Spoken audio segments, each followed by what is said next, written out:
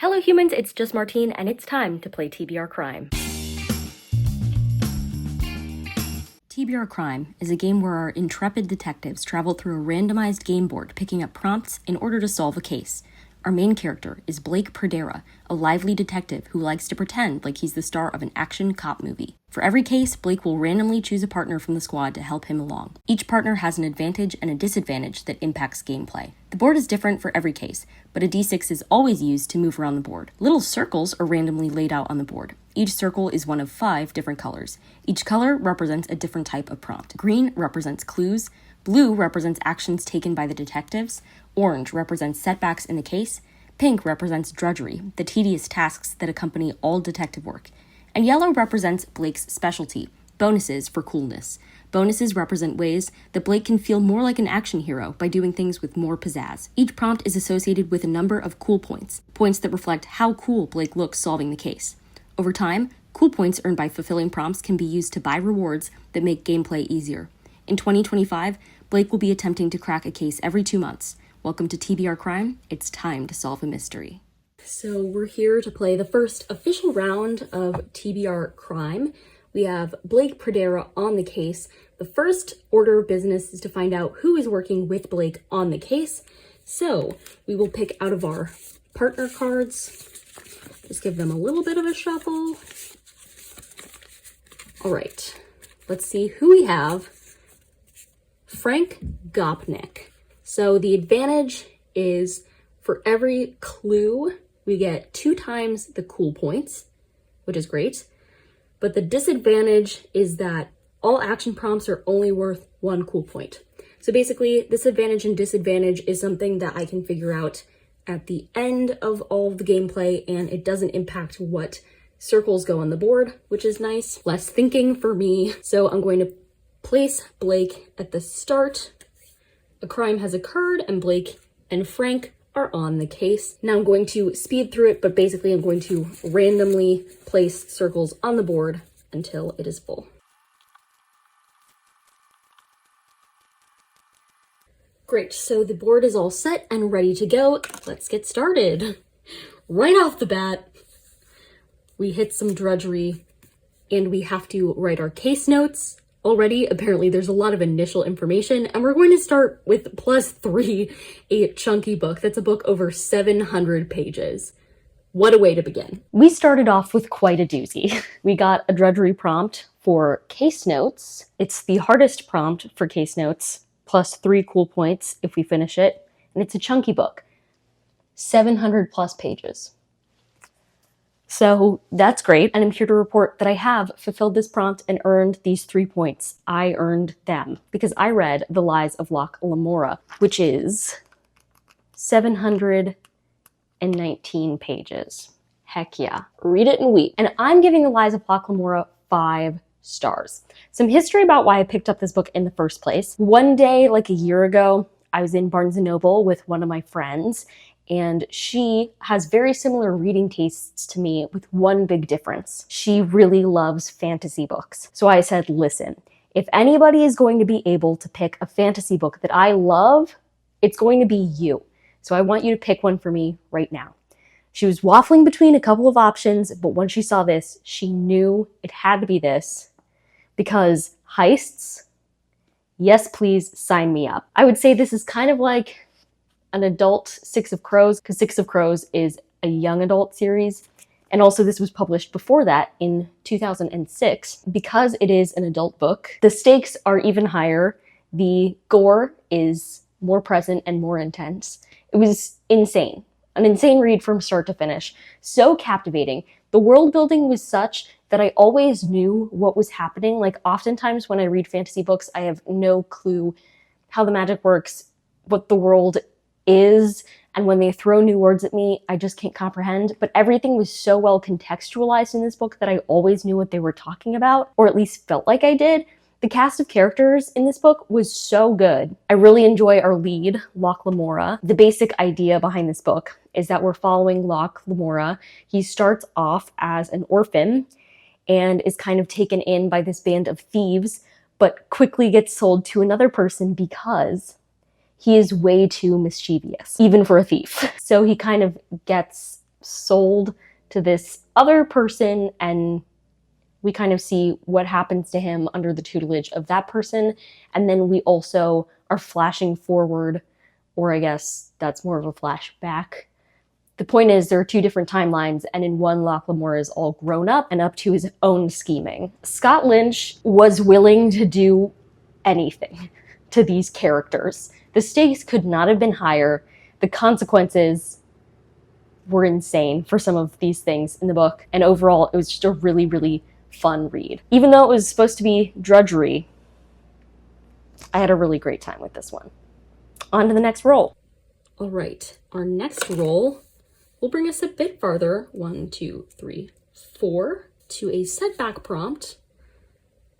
They're getting away. It's chase time. So we're going to pretty much go right opposite of our last card and read a book that's under 200 pages. So unfortunately, our next move was a setback. Our suspect was getting away, or someone important in the case. So I had to read a book under 200 pages and chase them. And the book that I read for this was The Crime Beat Miami, which is technically, I think it's the third book in like a serialized novella series, where the whole novella series is basically one story, but we're focusing on different chunks of the story in each novella. So this was the third one. It very much drops us in the middle. So I don't know how to summarize myself here, but I ended up giving this one 4 stars, which is like, this was one of my favorites in the novella series. I ended up finishing the rest of them after, but I only had to read this to chase them. The basic premise of the whole series is that we're following 2 people. One is a journalist, one is a police officer at the start of the series. And things get interesting pretty quickly because all of a sudden there are these sniper attacks, and these 2 find themselves kind of in the middle of the whole situation. The series, each installation is named after a different city because they end up having to go from city to city to deal with the situation. And so this third one takes place in Miami. I think one of the reasons I liked this book in particular, one, out of every book in this series, it wasn't the most action-packed. I felt like it was more about setting. And 2, I'm familiar with the setting, so everything that they mentioned made it feel very real because I could connect it to actual memories and actual experiences. So I think this was for me, this would be my favorite in the series, but that wouldn't be the case for other people. It was very quick though. I think there's not a single book in this series that is over 200 pages, and it's just like a really fun, action-y series. I'm not a huge action person, but this one was fine. I do think they're better when read like immediately one after the other instead of giving yourself time in between them, because the first 2 and then 3 in the series, I had like large gaps in between the time that I read them. But after I read the third one, I read like the rest of them. Although it was a lot of the same at once, it was enjoyable to like bust through it that way. So I don't know. The point is, they got away, but I'm pretty sure we caught them. And we got 1 whole cool point. Just 1, which is not great, but it's better than nothing. And I'll take it. On to the next part of the case. Up for roll number 3. That is a 6. 1, 2, 3, 4, 5, 6. Ooh, we've got a clue. A stolen object resurfaces. I have to play another TBR game. Okay, I've been waiting, trying to figure out what I should do for other TBR game, and I just finished a book, which means it's time to pick up my next book for this, and the next book has to be for this prompt of other TBR game. And it's October, which means the last round of Spookopoly-thon is happening. I'm not playing because I'm doing Chaos-tober and only reading 12 TBR's books. But if I play Spookopoly-thon for this prompt, then I get to have it all. I have pulled up the board. I have my dice. If I get a double, I have to read 2 books, so please don't do that. Okay, 5. I'm gonna take my little police officer and move him 1, 2, 3, 4, 5. Pumpkin carving. What does this mean? According to the rules, the prompt for pumpkin carving is to read a book with a face on the cover. Let's go see what I can find for this. Ooh, I found an exciting option. I picked it as an Amazon First Reads book way too long ago. It's a sci-fi called House of Gold. There's not just 1 face on the cover, there are 2 faces. Let's read it. I've acquired a clue because a stolen object has resurfaced. I played that TBR game, I picked House of Gold, and I finally read it. And before I jump into my review, I'm just going to point out that because of my advantage, based on who my partner is, this will actually be worth 4 points instead of just 2. So, House of Gold. I really enjoyed this one. I gave it 4 stars. It's very complex to try and explain this because it's a very intense sci-fi book, but I'll try. In this book, we're following 2 main points of view. One has a name I forgot, and one is named Hondo. And both of these people are actually like genetically made people, and they are proxies. And that means that there's somebody else with their genetic makeup that is their prime. And the primes are altered for brain power, and the proxies are altered for physical power. So basically the job of the proxies is to physically protect their primes. The reason we're following these 2 particular characters is because their primes are kind of at odds with one another. And one day, all of a sudden, the place that they live comes under attack. And these 2 are the only 2 groups of proxies and primes to escape. And so they are launched out into the world, and they find out that the world is not at all what they've been told it is, and they have to figure out how to navigate this world together. I found the world building for this one really cool, interesting, but like also it made good sense. I generally cared about the characters and their connections to one another, and I found it interesting the ways in which the proxies and primes were similar to one another and the ways in which they were different. One thing that I've experienced a lot in my life as an identical twin is the idea that you can have a lot of things in common with the person and still be very different from them. So I really enjoyed the exploration of that. And it got another unread book off my Kindle, which I am never mad about. So I definitely recommend this one, especially if you like sci-fi and like social commentary. I thought this one was interesting. Now I'm gonna take my 4 cool points and go on to the next thing. That's another 6. 1, 2, 3, 4, 5, 6. We get a bonus. We get to come up with a theme song. So we get times 2 points on the next prompt. And we don't have to add a book, which is great. So to see what that book will be, we're rolling again and moving 2 spots. Unfortunately, we've hit another setback in our case. They're getting away again. Another chase. So we have to read a book under 300 pages. We're really just getting these page-based prompts. I promise there are way more prompts than this, but another page number, and this one will be worth 4 points because of the theme song we came up with. A chase time theme song, if you will. They're getting away, catch 'em. That's my theme song. Okay, so the next card we landed on was come up with a theme song, which gives us double the points on the next prompt. So we had to go ahead and pick again, and we ended up getting another chase time. They're getting away chase time, but this one is to read a book under 300 pages. So plus 2 points instead, which means that fulfilling this prompt actually gets us 4 cool points, which is 6. So for a book under 300 pages, I read This Way Out, which I got as an Amazon First Reads a long time ago. It's about this character from a very traditional Muslim family, and he is finally going to come out to his family as gay because he is engaged and he's going to get married. So he would like them to be part of the wedding, or at least know that their family member is getting married. So he has to come out. And he does this in such a weird way. He comes out in his family's WhatsApp group chat. You know, it doesn't exactly go as he planned. It largely goes how he fears. So the rest of the story is him grappling with the conflict between his 2 primary identities. He's not a very devout Muslim, but obviously his family traditions still mean a lot to him, and his family's love and beliefs still mean a lot to him. And so he's grappling with the conflicting identities of who he grew up to be and who he is.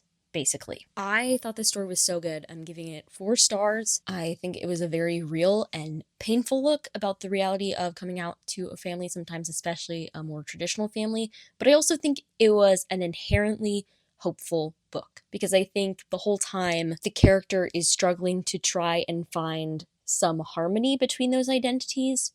And although the process of trying to find that harmony is incredibly painful, always is, always has been, always will be, the result of finding a place where your different identities can live in harmony is a hopeful and beautiful thing.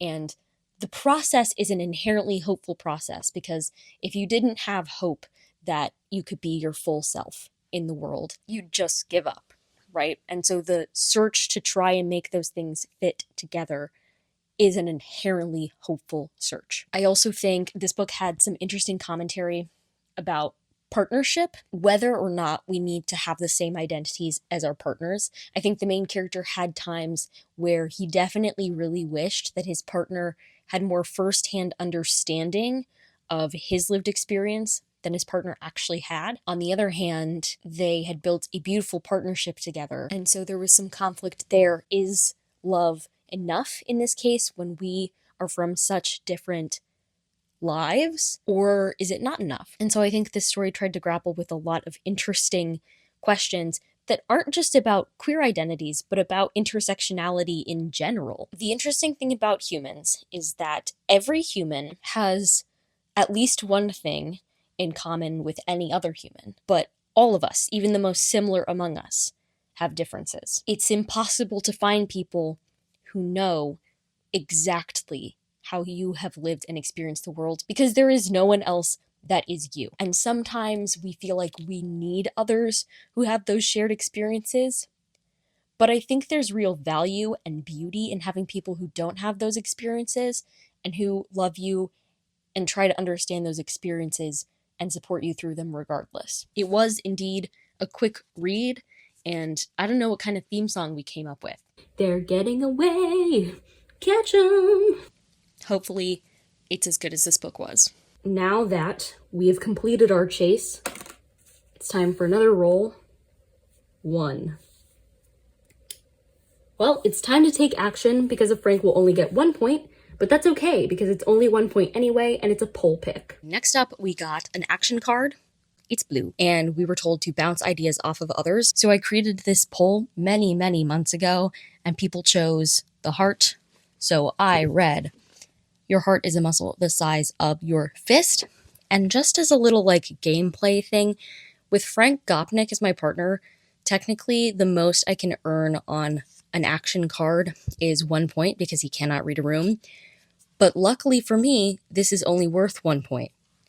So I get to keep my 1 point, and his disadvantage doesn't bother me at all. Hooray. I ended up giving this 4 stars. It's a very interesting book. It's actually historical fiction, which I had not realized, because what I knew about this is that we were largely following 2 characters, a father and a son, who were estranged and were set on this day of these big protests. And the son is on one side of the protests, and the father is the police chief on the other side of the protests. Pretty interesting dynamic there. What I did not realize was that the protests in this book were real protests. They were the Battle of Seattle protests, the WTO protests, which I'd never heard of, so I'm clearly very informed about the world. It was interesting to get to learn about that a bit through this book. And we also actually ended up following several other main characters, including this specific girl who was part of the primary nonviolent group in charge of the protest. She's the one that kind of draws the son into this protest and also has some confrontations with the police during the protest. I thought this story was well done, very tense. I do think it's even more interesting since it's based off of these real protests. It would still have been interesting, but it was fascinating that it was based off of real protests, because everything outlandish that kept happening, I was like, I've never seen a protest like that. But then that thing actually happened in the Battle for Seattle. The number of people involved in this protest was insane. And I was like, I've never seen that. And that's the number of people that participated in the actual protest. So that was really cool to learn about and see. I think there were lots of interesting statements about power and about police brutality and about protest, nonviolence, violence, all of those different ideas. So I enjoyed my time reading this, and I really flew through it. So 4 stars it is, and I bounced ideas off of others, so I think I have a good idea as to where to go next. Now that we've bounced some ideas off of others, we're going to move forward with the case and make a bet. So I have to pick a book with one of my favorite tropes, and I'll get 2 times the points if I end up rating that book 5 stars. Ooh, I like that. So I had to make a bet and read a book that has one of my favorite tropes in it. So I decided to read a friends to lovers romance because that's one of my favorite tropes of all time. And when I think of a lot of 5-star reads for me, I think of those books. And that's important because on this card you can see I get double the cool points if I do end up rating it as 5 stars. So that's why it's making a bet. I'm choosing a book that I think I'll love, and if I do love it, I get extra points for that. So for this, I was doing research about friends to lovers, and I saw that there was a friends to lovers that also involved fake dating, which is another one of my favorite tropes. And so I decided to make a bet on Love Light Farms. And I am so happy to report that I won the bet. I gave this book 5 stars, and to put a cherry on top of this little ice cream sundae that was the experience of reading this book, it was the final book that I completed for my 12 TBRs this year. Like, it was the last book I read for this. Yay! Instead of remembering the many 3-star reads, I get to remember this 5-star read. And it was also festive, which was perfect because I was reading it around Christmas. In this book, we're following this character. She lives in a small town and she owns a Christmas tree farm. She has a very best friend. They've been best friends for 10 years and she has been in love with him like the whole time, but she doesn't want to do anything to mess up their friendship. And recently she applied to be part of this social media travel blogger contest because her farm is not doing well and she desperately needs the prize money and the exposure from the influencer. So she gets to be one of the finalists, and they're going to prepare, the whole town is preparing for this influencer to come and visit this Christmas tree farm to see if she can win the grand prize. There's just one problem. In her application for the contest, she said she bought the Christmas tree farm and runs it with her boyfriend. And so now she needs to find a convincing fake boyfriend to fool this influencer. Otherwise, they might not get the money that she desperately needs to save the farm. So she asks her best friend if he will agree to be her fake boyfriend for the duration of the visit. And things kind of go from there. These two had such an insane connection. They definitely had chemistry. And most importantly for me in Friends to Lovers, it felt like they had a truly good and healthy bond built on mutual respect and trust. You could just tell that they both adored each other so much, and that made me adore them. I also love how long they've been friends because I think like the longer you know a person and the better you get to know them, the more capacity you have for that really meaningful relationship. And for me, that's one reason that I really like Friends to Lovers, is because it's built on things that I personally care about in my connections with other people instead of things that I don't relate to. And this book had me kicking my feet and screaming the whole time. Here's actual footage of me from when I was reading this book.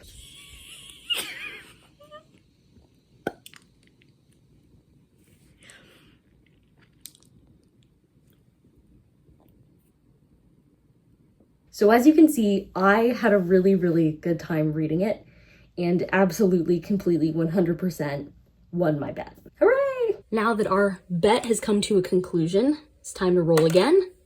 And that brings us to the end of our board. Case closed. We have officially cracked the case. Good job to Blake and Frank for this one and to me for helping them along. In total for this episode, we got 17 cool points.